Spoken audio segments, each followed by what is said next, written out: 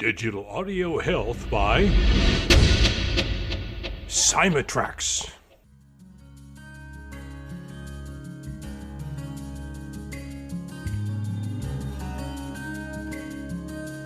Welcome to the Rhonda Grant Show with your host, Rhonda Grant. If you believe that there is more to life than what you see right now and you want to find out more, listen in as her guests share their journey and their extraordinary experiences. Now, here is your host, Rhonda Grant. Welcome to the Rhonda Grant Show. Sometimes the universe has a way of placing people or obstacles in your path to help guide and direct you on your mission. Listen in as we discover the path my guest has traveled. Has she been inspired by a calling, crafted her journey, or a bit of both? I invite you to embrace the conversation and to use it to help you to recognize if this is happening in your life. Our guest today is Jennifer Takagi, speaker, intuitive leadership coach, and best-selling author. From federal employee to woo, Jennifer has changed directions and found her passion and purpose. She started on a personal journey to healing and higher connections and turned it into her business. She helps spiritual and spiritually curious entrepreneurs and speakers find clarity, create confidence, and live in alignment with their purpose. She is a 5-time best-selling Amazon author and hosts the podcast Destiny for Success, found on all podcasting platforms. Welcome to the Rhonda Grant Show, Jennifer. Thank you. I'm so happy to be here.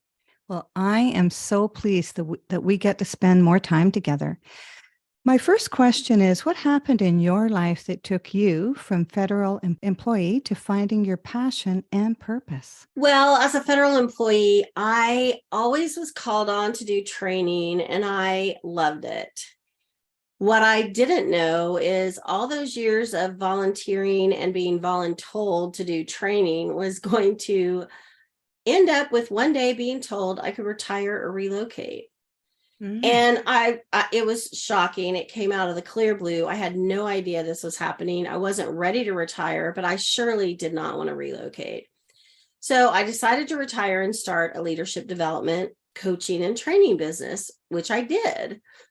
And I was in a mastermind and a spiritual healer came in, and I didn't even know what that was.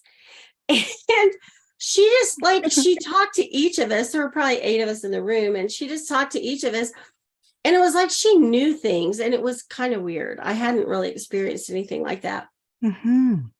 She offered a free call. I get on the call with her, and she knew even more about me, my life. Well, she was like a psychic intuitive, and I had never heard of such a thing.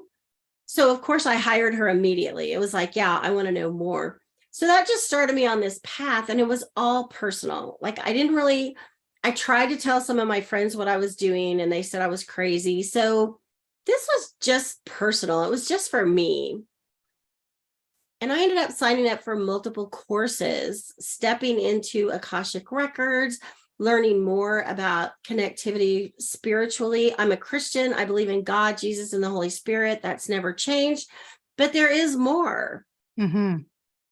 I was in a networking group and I put out a post and said, I have been certified as a soul care coach and I can read Akashic Records. If you want a reading, hop on my calendar.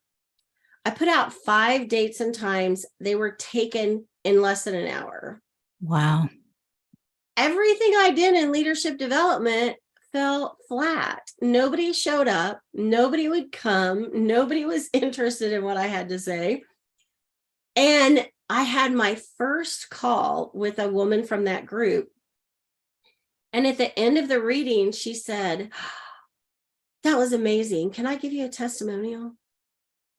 Well, if you're an entrepreneur or a small business owner, a testimonial is gold. It's like manna from heaven. And I was like, yes. All the calls went like that. Everyone volunteered. I didn't even ask. They volunteered to give me a testimonial. And it took me about 6 or 8 weeks. And finally I thought, you know what? I'm going woo all the way. I'll still do leadership stuff when people seek me out. But I love helping people. I love this space. And I feel like for the first time, I'm really using my gifts and talents. Well, and what great confirmation you received as soon as you changed what you were doing. I know, right? It was shocking, truly. I mean, you want to give me a testimonial? Yes. Before it was like, please give me a testimonial. Yes. Jennifer's session was great. Perfect. Awesome. That's a big help. Yeah. Better than nothing, but still. Yes. Yes. So, explain how you help women discover their power. Well, as I continued my my journey down this path, after I learned to read Akashic records, I kept saying yes. Like I lived my whole life saying no, I was being responsible. And I started saying yes. And a woman said, I'm doing a 2-day training on Holy Fire Reiki level 1 and 2. Do you want it? And I was like, yes. So then my sessions with my clients became Akashic records. And for your listeners who don't know, Akashic records are the messages of your soul. It's equivalent in the Bible to the book of life. Everything from when our soul left source, which is God for me, messages are on there. And we have a spirit team of lords, masters, teachers, past loved ones who are here to support us, the angels, the archangels. And so I am able to connect with your guides and give you insight. And it's never scary. It's always good. It's always positive because they're there for your highest good. So when I work with a client, we open the Akashic records and it's a lot of confirmation of what you already know, but we don't like listening to our intuition. We're not tuned into it. So it's just bringing what you already knew to the forefront. With one client, she said, I've never told anybody ever that I wanted to do that. How do you know that? And I said, oh my gosh, I don't know that. Your guides just told me that. She made a pivot in her business. Her income soared because she actually was doing what she was called to do. So that's one powerful way. And then at the end of the session, we do a little Holy Fire Reiki because we've moved a lot of energy and we need to do a little meditation and a little, settle down there. The other thing is I'm sure somebody recommended it, but I came across the book, The Emotion Code by Dr. Bradley Nelson. Yes. And he's a retired chiropractor, and he discovered, uncovered, revealed, figured out, I don't know the exact verb for that we actually trap emotions from past events and it impacts us physically and emotionally. So he has this super simple, amazing method to identify what emotion is trapped. And if need be, we can get very close at what age we were when we trapped that emotion. And then we can set the intention to release it. So I had a client who was doing a launch of a new program. And she said, is there any trapped emotion keeping this from being the biggest success it can be? And it came out, and she was moving from a very strategically based product to a more heart-centered based product. And the 3 trapped emotions were love unreceived, meaning she put love out there and it wasn't reciprocated and received in its intent. Effort unreceived. She put herself out there and worked really hard, and then it didn't land as expected. And the third was abandonment. You're doing your project, you think you're going to have all this support, and you find yourself standing there alone. Those are huge items. And all three of those are trapped in your heart or small intestine. Mm-hmm. So she's trying to go to a heart-centered business, and she has her own trapped emotions from things she didn't even realize were there, right? So we released the trapped emotions, and her launch was, a resounding success because she was more open to her clients. So the fun thing about it is you don't have to relive the trauma. A lot of people don't want to go to counseling because you have to tell them what happened. You have to relive it. Some counselors think if you relive it enough, you'll become a little bit immune to it, right? And you can share that horror. And in actuality, if you can separate the emotion from the event, you can share the event without being brought back down or taken into that moment. Mm-hmm. And if people knew that, they would want to heal that part of them that they're still carrying around with them, because what we're not taught is how to let go of things or how to process these types of things that happen in our life. Absolutely. And we don't even know it was a thing. I had one client, and we were pinning down what age the emotions were trapped for her that day. And there were like 3 major emotions, and they were all trapped at 6 years old. And I said, did anything happen at 6? And she goes, no, I had a great childhood. Nothing happened at 6, Jennifer, nothing. And I was like, okay, it doesn't matter. We're just going to release those emotions and move on. And we did. And 2 days later, we had another session, and she said, I know what happened. I said, awesome. Do you want to share? And she said, yeah. My father got transferred to Hawaii, and we were on a ship for 5 days, and I was seasick the whole time. Oh. So you can imagine a 6-year-old, you're going to feel a lot of feels, right? And you're sick the whole time. And those emotions, once they're trapped, the subconscious says, oh, yeah, I know what it feels to be abandoned. Yeah, let's find more situations where I can feel that again, because it knows how to feel it. Consciously, we're saying, I want to feel that again. Oh, okay.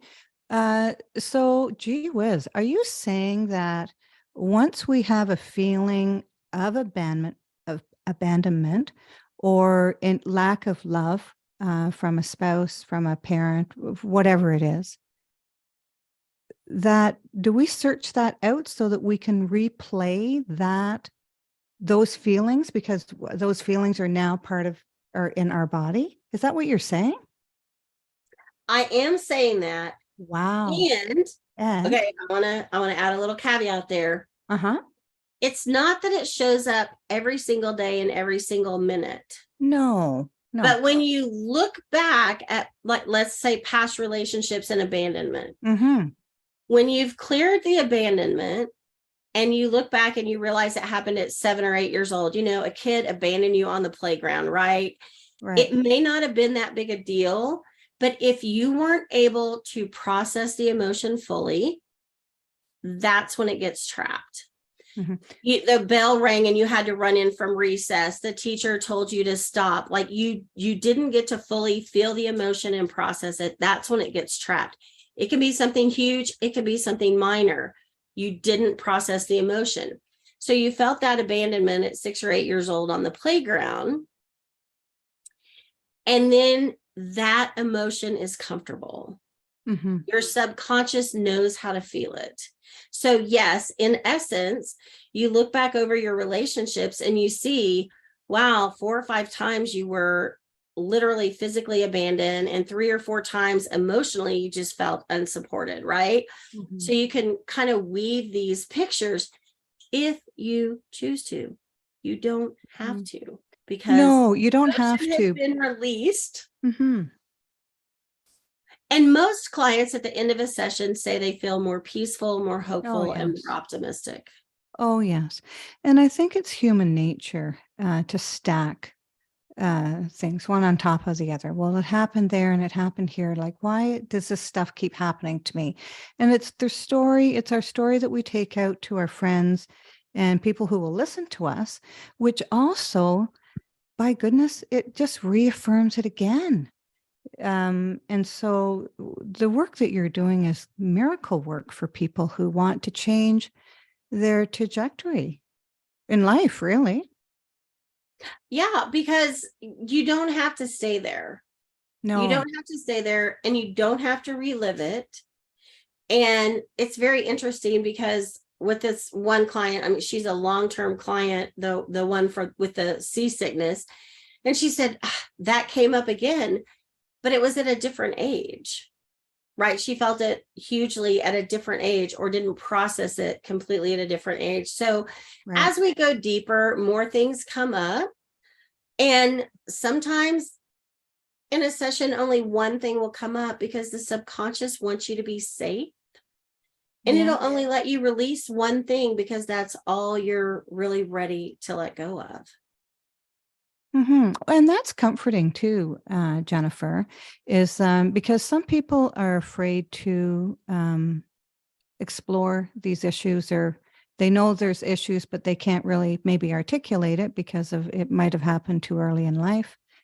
But what a gift you can give people who are going to be reaching out to you, that we're going to talk about later, so that they can, well, you can help them, deal with it, manage it, and then move on from there. It's amazing.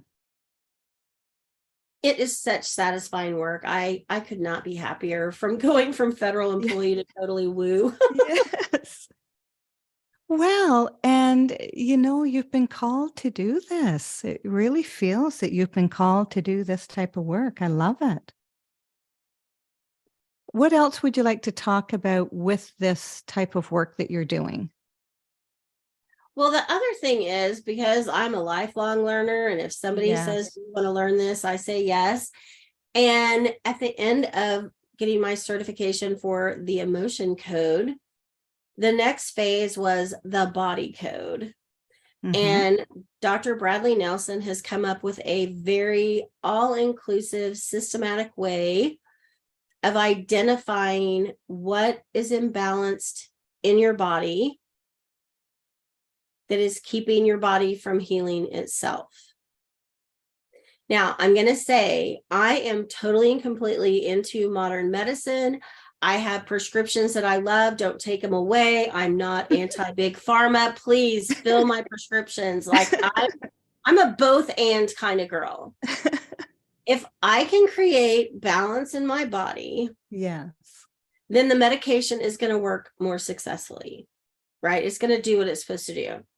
So my same client, who the ship situation, we started working together on the emotion code because she had a hip replacement and then could not lift her leg after the surgery at all. And she couldn't move her foot. Like none of it worked.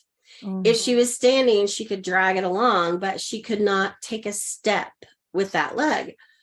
She went to physical therapy. She went to all the doctors. So we decided, I was like, I'm working on this emotion code thing. Do you want to play with me? She was like, yes, let's.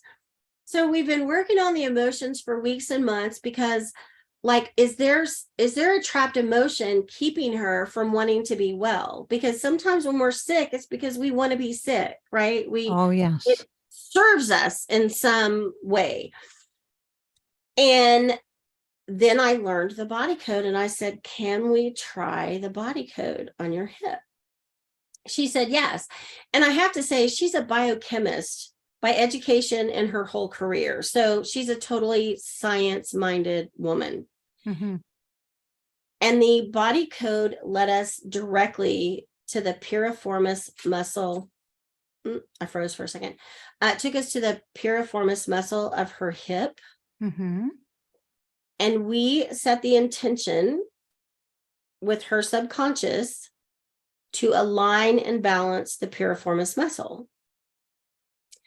So, being the scientist researcher that she is, she went online and started researching what exercises could strengthen, benefit the piriformis muscle of the hip. But before she ever did an exercise, the next morning she woke up and she could lift her foot an inch off the ground. It Wonderful. has been 2 years to the day since she could lift that foot.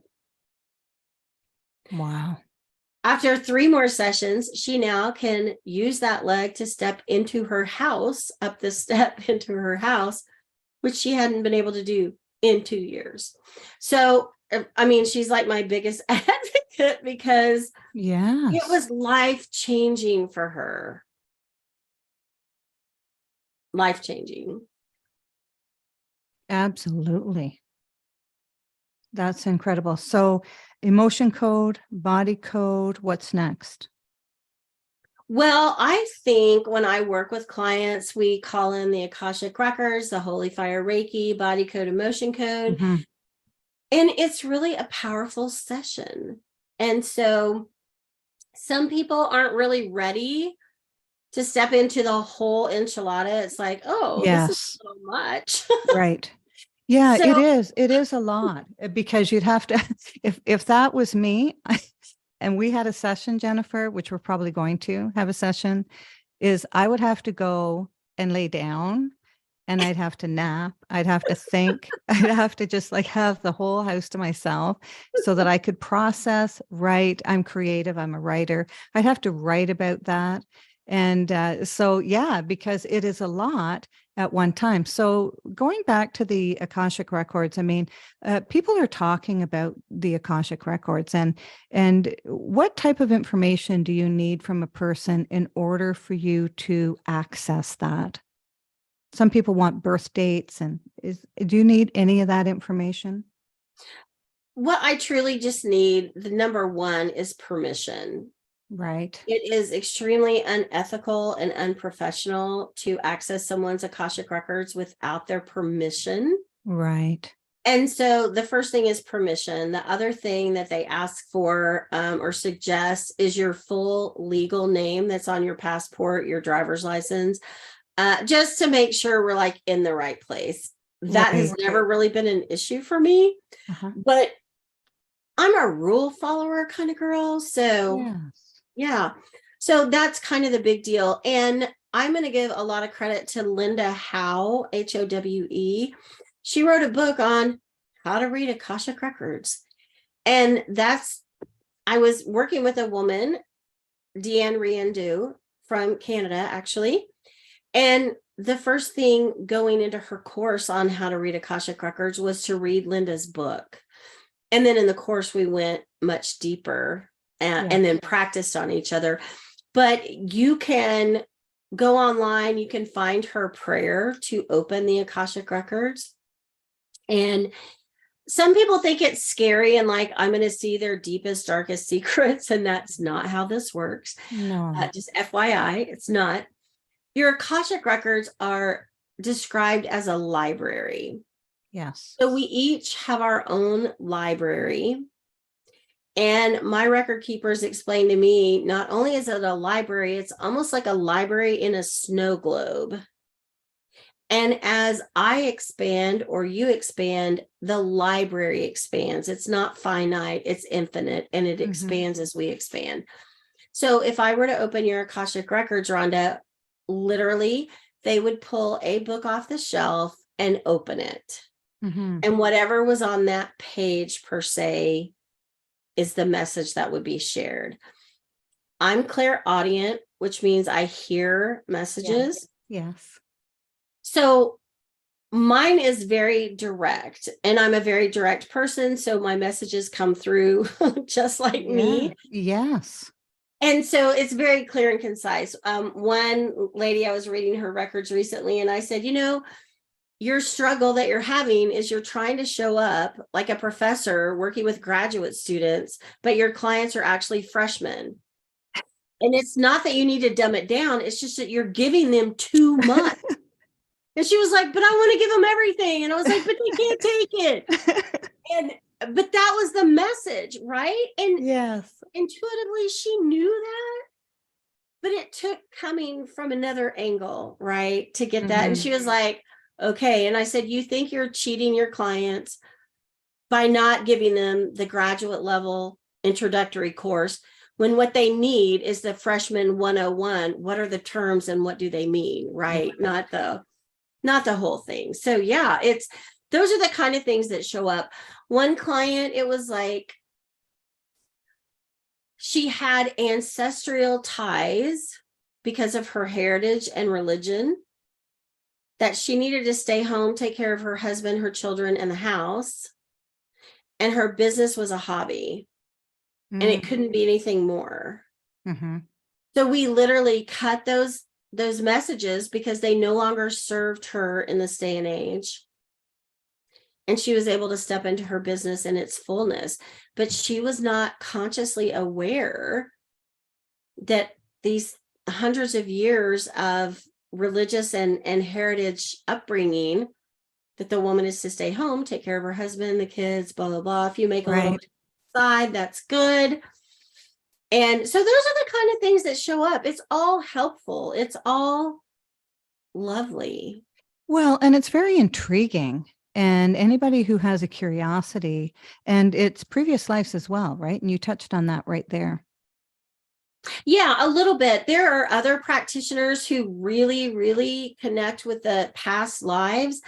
I see past lives in generalities at this point in my practice. Who knows what's going to come for me in the future? Yeah. Mine's a little more general, like your whole heritage is this versus you lived this life. Like I don't really see it that way. So yeah, so it's kind of typically how it goes. We open the Akashic records because any work you do in that realm is elevated. Mm-hmm. Well, I have many gifts or special abilities, whatever people may want to call them. And during our conversation up until now, I have written things down, and I've had this happen with another guest of mine. And I've written something down that I want to ask, and you have filled it in even before I've been able to ask it. And there's been two things that's happened during our time. And I'm just really intrigued by that because the connection that we're having, and this is a Zoom call. People think energy is just what's in the room. Energy is wherever we want to place it and put it. But you're listening to the Rhonda Grant Show right now, whose podcast has been treated with digital audio health by my sponsor, Symatrex. And I am speaking with Jennifer. I'm going to pronounce your name, Takagi? Takagi, almost. Jennifer, let our audience know how they may reach out to you, because I imagine that they're going to be so intrigued that they're going to want to reach out and see if they can book an appointment with you. Right. So the first thing is my website is takagiconsulting.com, and that's TAKAGI consulting.com, takagiconsulting.com. And on there, actually, like the pop-up on there is for meditations. And the meditation you can get is to reduce anxiety, because the majority of my clients come to me and they feel a lot of anxiety. Yes. And being a Christian, my meditations are based on scripture. And so the meditation for anxiety is based in Philippians on, do not be anxious about anything. And I've had a lot of really great feedback that people really can settle into that, because it's a little bit generic, right? It's not, I'm not a Bible thumper kind of person either, but it's, I go for the comforting and the lovely. So that's one thing that's going to pop up on there. The other thing that is not going to pop up on there that I'm going to give you the link to is I have created a 3-point blueprint so you can start making changes in your life to create the life you want. And that's at takagiconsulting.com/blueprint. And if you go all the way through the blueprint on the last page, there is a link where you can book a one-on-one session with me with a 20% discount coupon code. Wonderful. That's exciting. So maybe we'll try and touch that right before the end of the show, and just in case people didn't have a pen to write that down. Awesome. Do you feel that you've been called or crafted your journey, or a bit of both? I'm going to say mostly called, Yes. because I didn't wake up one day and say, I want to be an energy healer. As a matter of fact, I pushed back on that a lot. Yes. And I kept saying yes, and the opportunities kept presenting themselves. But I never sought out the opportunities. And so I think because they kept showing up for me, that really means this is the path and where I should be and what I should be doing. And the success that I've had in a very short amount of time, once I made the decision to make the shift, I have clients booked, I have money coming in, I've had more one-on-one clients. I've recently started a monthly membership group, and we meet once a week every Tuesday morning at 10 a.m. Central Time for an hour. And how many ever clients come on, we do emotion code work with them on whatever their issue is. And it's only $49 a month. And that works out to $12.50 a session. So that's pretty cheap therapy, right? Oh, So yes. I've just gotten that. It's unleash your potential. And with that, clients are really seeing shifts in their life.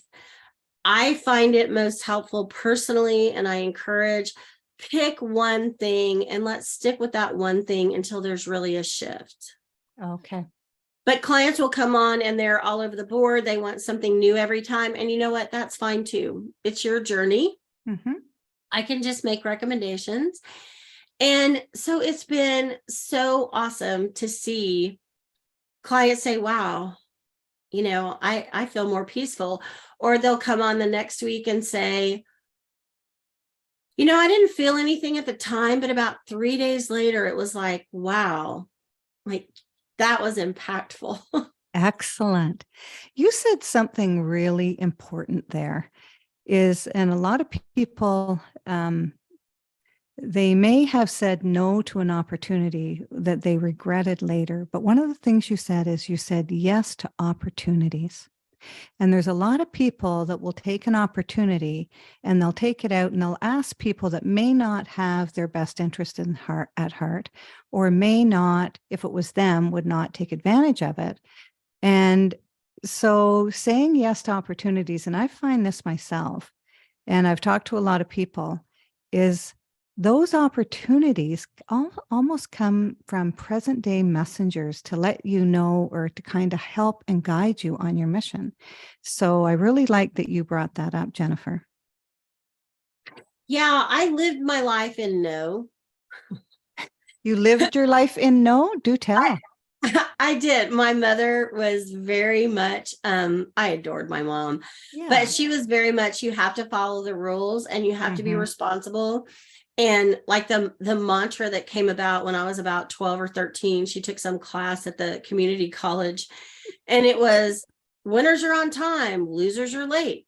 Winners have a full tank of gas, losers are sitting on the side of the road. Winners have new tires, losers have blowouts. So I understand some people take that too far and they like mentally felt horrible about that. Yeah. But that was kind of what it was. Like you had to be responsible at all costs. And I was retiring. I knew I was retiring. There was a major reorganization, and there was a small group of us women in all different offices in our region. And we came together 2 or 3 times a year for business. And we were all leaving. All of us, a whole bunch of us at one time, and then another one a year or 2 later. And one of the ladies was having a retirement party in Kansas City, which is a 5-hour drive for me. It's not like the end of the world, right? It's a 5-hour drive. Yeah. And one of the gals in St. Louis, I'm in Oklahoma City, by the way, for those of you who don't know. I'm in Oklahoma City. And another gal in St. Louis called me and said, "Are you going?" And I said, "No, Like I'm retiring. No, I'm not going to have any money. I can't do that. And she said, we're never all going to be together again. This is it. And I went, yes. And I made a conscious decision in that moment. That was July of 2014, I believe. Mm-hmm. And I made a conscious decision then. If I can possibly say yes, I'm going to say yes. Yes. And Wonderful. so these opportunities presented, they weren't breaking the bank on financial investments, which I have made some that were breaking the bank. These were not break the bank investments. Mm-hmm. And again, I started it as a personal growth thing. I never dreamed I would do this work with clients. It was all just for me. Mm-hmm. Wonderful. What extraordinary discovery have you found in your life, Jennifer?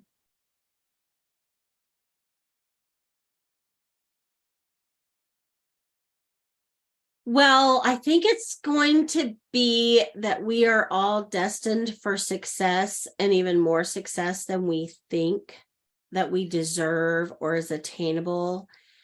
And when I use the word success, it's however each individual defines it. Yes. Because success to me is one thing, success to somebody else is something else. And it's however you define it. But there's more. There is always more. And it's embracing the idea that there is more. I can make a bigger impact. I can help more people. I can share my gifts and talents. I'm doing a series of trainings for the great state of Oklahoma. And it's 5 1.5-hour sessions once a week for 5 weeks. And it's new supervisory boot camp. And these people typically are in the first 3 to 5 years of being a supervisor, or they want to be. I love sharing my experiences so they can bypass the mistakes I made. I have so much fun doing it. Yesterday, we had 96 people on live for this training. It was so much fun. Wonderful. And I want to share whatever experience I have that can pave the way to have it be easier for you. I don't think everybody has to do everything the hard way. And so I'm destined for more. I just don't know what it is yet, right? There's But just that's, more coming. yes, that's the exciting part about it. And when you start saying yes to these opportunities and just more and more and more show up. And I mean, no, you don't want to break the bank, but you really need to take advantage of them, because what I'm doing today, I couldn't have dreamed this up if you gave me 10 years to dream it up. And I'm thinking, and I said yes to this opportunity. And so I don't know what's in store for me either. But you know what? That's the exciting part about it. I used to want to know. And now I'm just like, I'm just going to keep on developing my gifts and share them with the world. And by golly, I do that and more happens. And I received a note from one of my mentors, and she said, you need to sign up for this. Mm-hmm. And I said yes. And what was it? It was Blue Talks UCLA. And There I you went go. and I met you. I went with a friend and she was like, what is this? Why are we going? What are we doing? And I said, it doesn't matter. I didn't ask. I just said yes. And I have a 20-minute talk. That's what I know. And you were dynamite. I just loved it. And you're being dynamite on the show too. Is there anything else that you'd like to talk about? I mean, there's something I'd like you to talk about. Please. It's What? it was something that you opened your talk with in UCLA. The day that you woke up and had a really bad cold. Yeah, I'm happy to share that story. Thank you. So I woke up one morning and I had bronchitis and I was a smoker. And when you smoke, those of you who don't smoke and have never smoked, you don't get this. But when you smoke, doesn't matter how sick you are, you're going to smoke a cigarette. So I'm sitting there smoking a cigarette and I'm so sick. I am literally hacking up a lung with this bronchitis. And this gentle voice said, stay home, take care of yourself. Well, I was 31, 32, I don't know. You don't stay home and take care of yourself. You have to go to work. You have to make your mark in the world. You're going to work. So really, stay home, take care of yourself. And this other very harsh voice said, you need to go to work. You have things to do. Mm-hmm. And in the midst of this, I had this recollection. My godmother had said, you know, Jennifer, sometimes God talks to you and it doesn't make sense, but it's not scary. It's calm. It's soothing. So that kind of came into my head. I've got this very calm, soothing voice, stay home, take care of yourself, but it doesn't make sense. Then I've got this really harsh voice, which could be the ego. It could be the devil. It could be, you know, anything negative you want to name it. The roommate in your head. Yeah, the roommate in your head telling you. And I mean, it went so far as listing what I had on my to-do list that day. And finally, I decided to split the difference. And I was going to go in at noon. So I called my boss's secretary, Teresa, and I was like, hey, she goes, oh my gosh, you sound terrible. You're not coming to work, are you? And I said, well, I'm gonna come in at noon, but if I don't make it at noon, she goes, yeah, never mind. We'll see you tomorrow. Mm-hmm. And I was like, okay. And I hung up the phone. And less than 2 hours later, the whole house shook. And that was April 19th, 1995, the day of the Oklahoma City bombing. Mm. I worked for the federal government, the Department of Housing and Urban Development. I worked in the Murrah Federal Building on the 7th floor. And the building sheared off about 3 feet south of my desk. Oh. And I got back a crumpled nameplate and a few crumpled family photos. And that was all that was left. 35 of my friends and colleagues were killed, plus countless people within the building. Had I not listened to that soft, gentle voice that was not making sense, I would have gone to work that day. I would have been at my desk and I would have been killed.